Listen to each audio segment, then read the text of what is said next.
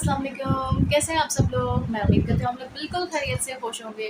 तो जी बताइए सबसे पहले कि जो मैं इतनी मेहनत कर रही हूँ, आप लोगों के लिए दिल से वीडियोस बना रही हूँ ताकि आप लोगों को फ़ायदा हासिल हो, तो क्या आप लोग उसके नोट्स बना रहे हैं? और अगर तो अब तक नहीं बनाए तो देयर इज़ नो प्रॉब्लम, कोई बात नहीं।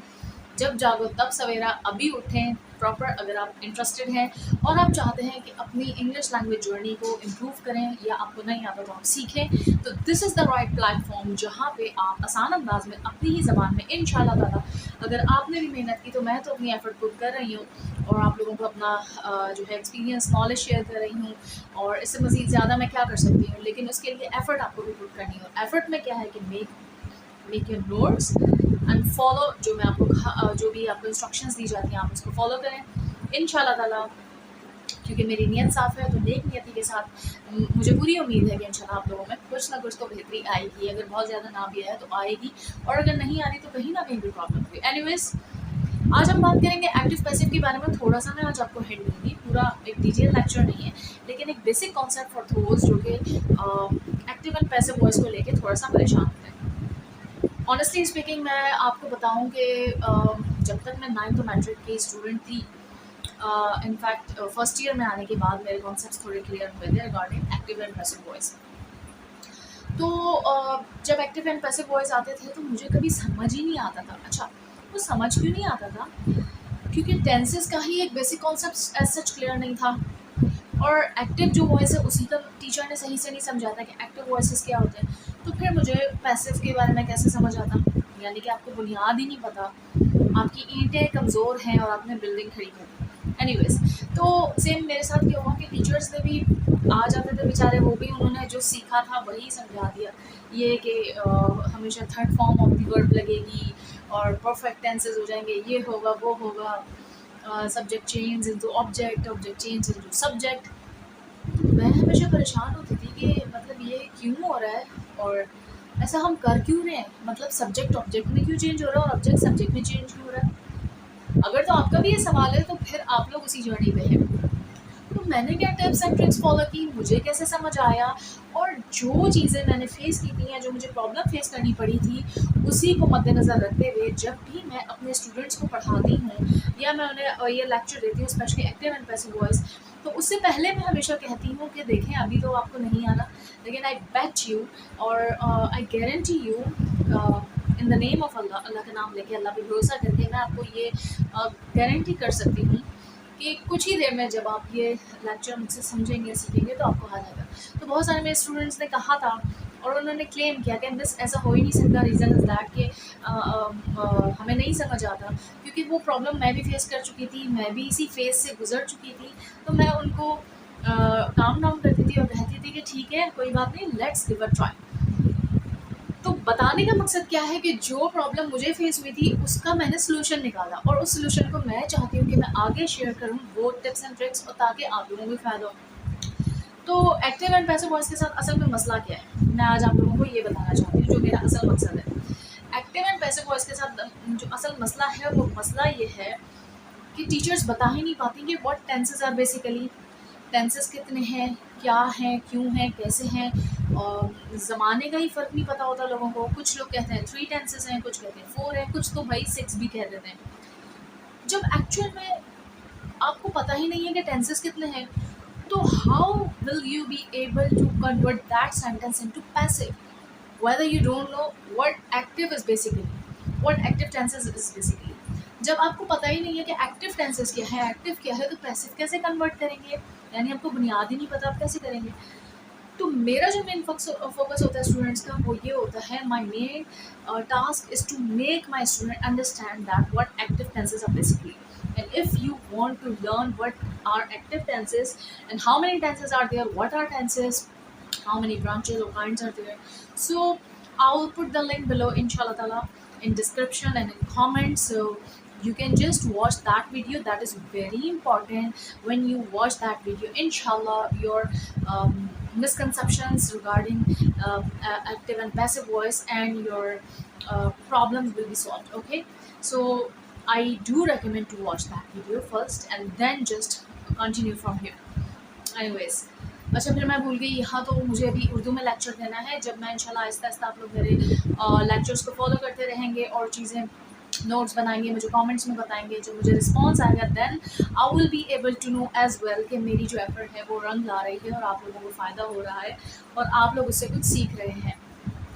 तो एक्टिव पहले आप समझ लें, वो वीडियो ज़रूर देखिएगा। एक्टिव टेंसेस आपको जब समझ आ जाएँगे तो पैसिव समझने में कोई प्रॉब्लम ही नहीं होगी। तो एक्टिव टेंसेस हमारे वैसे तो मैं बता देती हूँ 12 हैं, मैं आपको सिर्फ एक सरसरी से बता रही हूँ, उसी को हमने उसमें करना होता है कन्वर्ट पैसिव में। तो वो पैसिव में और एक्टिव में कैसे कन्वर्ट करना है, एक्टिव को पैसिव में और पैसिव को एक्टिव में कैसे करना है, वो इंशाल्लाह ताला मैं नेक्स्ट वीडियो में दे दूँगी। बट अब मैं आपको जो असल टिप एंड ट्रिक है, जो मुझे कॉन्सेप्ट समझ आ गया था ना कि हम कन्वर्ट करते ही क्यों हैं, ये कोई नहीं बताएगा आपको। और बहुत सारे बच्चों के ज़हन में अगर ये सवाल आता है तो वो पूछ नहीं सकते, इसलिए नहीं पूछ सकते क्योंकि या तो टीचर को खुद नहीं पता होता, या टीचर डाँट देगा, बताएगा नहीं, या फिर आपको हेजिटेशन होती है। तो भाई कन्वर्ट इसलिए करते हैं कि देखें, मैं एक्टिव क्या होता है कि आपको पता है सब्जेक्ट क्या है, यानी कि who is the doer of an action, काम कौन कर रहा है और किस चीज़ पे काम हो रहा है। When you know this and you are clear about this, at that time you can simply use active tense. Right now, I can simply say कि I am teaching you English language, I am giving an English language lecture. This is active tense, okay? But अगर मैं कहूँ कि the English language lecture is being given, अब ये passive voice है इसी का, जो मैंने कहा था ना, आई एम टीचिंग इंग्लिश या आई एम गिविंग लेक्चर, तो आई एम गिविंग लेक्चर का पैसिव क्या हुआ, लेक्चर इज़ बीइंग गिवन। अच्छा, वो लेक्चर इज़ बीइंग गिवन, आप इसमें कंफ्यूज बिल्कुल नहीं होइएगा, मैं इंशाल्लाह प्रॉपर्ली आपको समझाऊंगी, बताऊंगी।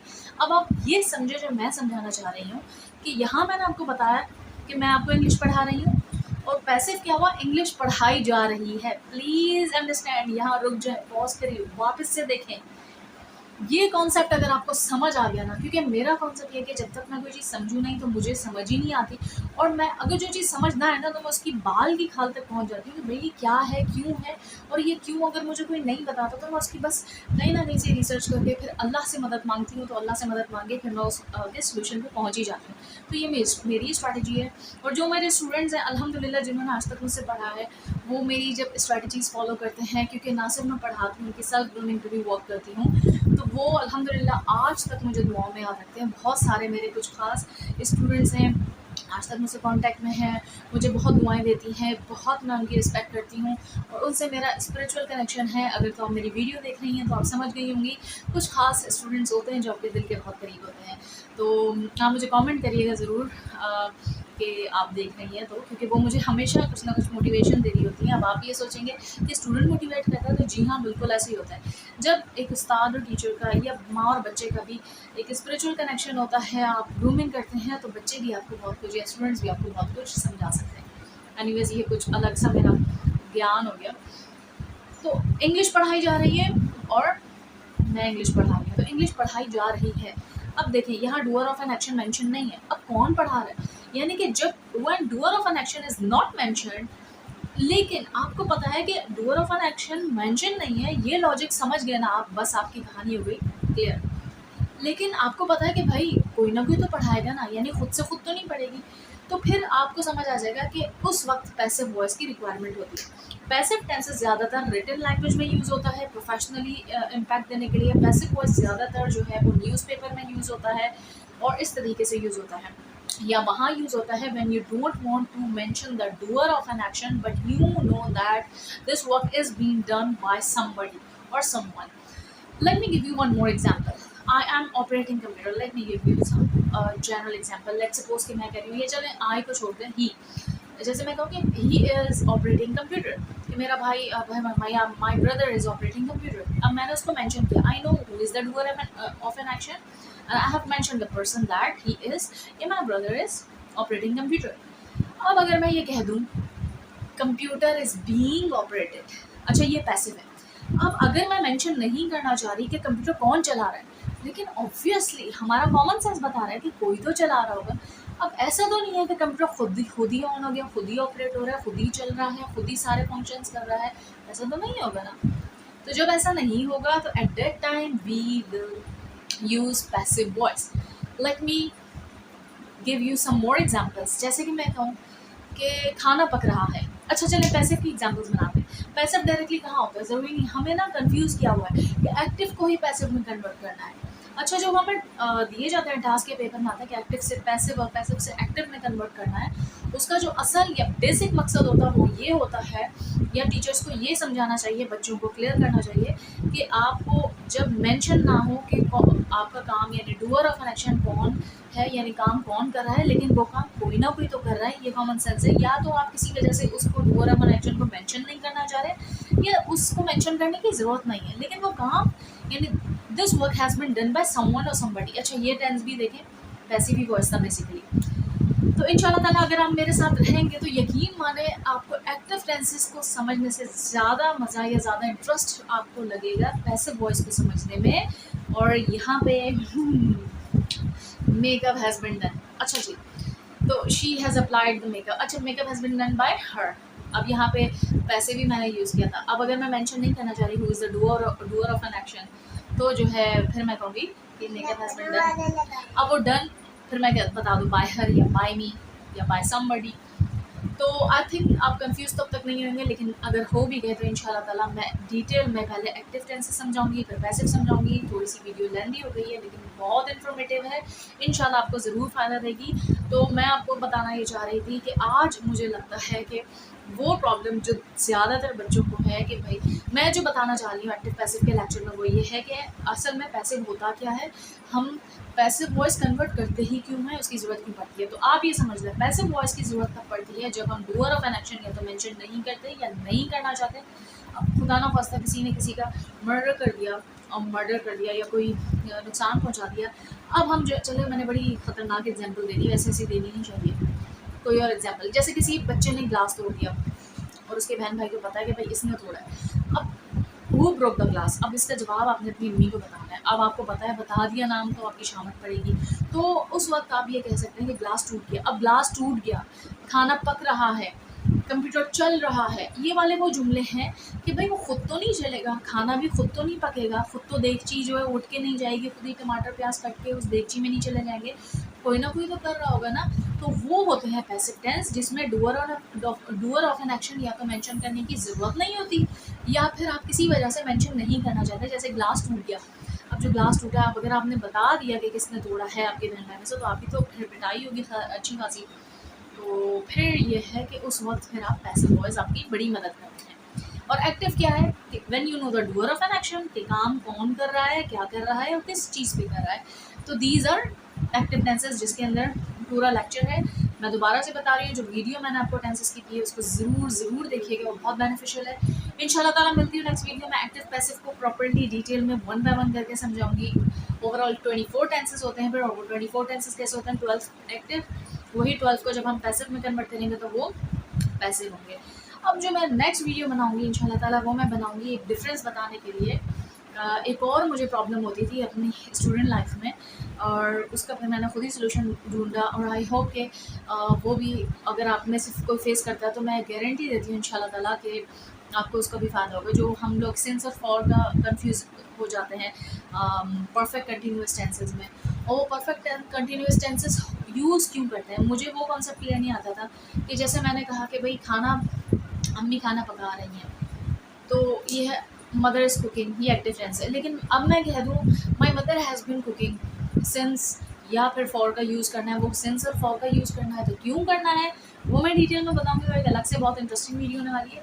लेकिन फिर ये फ़र्क क्या है भाई, दोनों का मतलब तो उर्दू में यही है कि अम्मी खाना पका रही हैं। तो मदर हैज़ बिन कुकिंग क्यों आए, परफेक्ट कंटिन्यूअस की ज़रूरत क्यों पड़ी। अगर तो आपके पास भी ये सवाल है तो वेट करें मेरी नेक्स्ट वीडियो की, इंशाल्लाह ताला नेक्स्ट वीडियो ज़रूर बनाऊंगी और ये फ़र्क बताऊंगी कि what is the difference between simple यानी प्रोग्रेसिव टेंसेज या कंटिन्यूस टेंसेज और परफेक्ट कंटिन्यूस टेंसेज। तो साथ रहिएगा मेरे, और इनके फेस को थोड़ा सा प्लीज़ आप अवॉइड कर दीजिएगा। ये मत सोचिएगा कि मैं बस लेक्चर दे रही हूँ और मेरी बेटी क्या अपना चेहरा बना के ले आई है, इट्स ओके। ये भी यादगार रहेगा जब ये बड़ी हो जाएंगी, ताकि मुझे ये भी मोटिवेशन मिलेगी। और मैं बहुत सारी ऐसी फीमेल्स के लिए मोटिवेशन बनना चाहती हूँ, और अल्हम्दुलिल्लाह हूँ भी बहुत सारी मेरी बहनों, मेरी दोस्तों के लिए, कि जो आप अपने बच्चों के होते हुए अपने बाकी तमाम घरेलू रिस्पॉन्सिबिलिटीज़ को अदा करते हुए भी आप अपने पैशन को पीछे ना छोड़ें।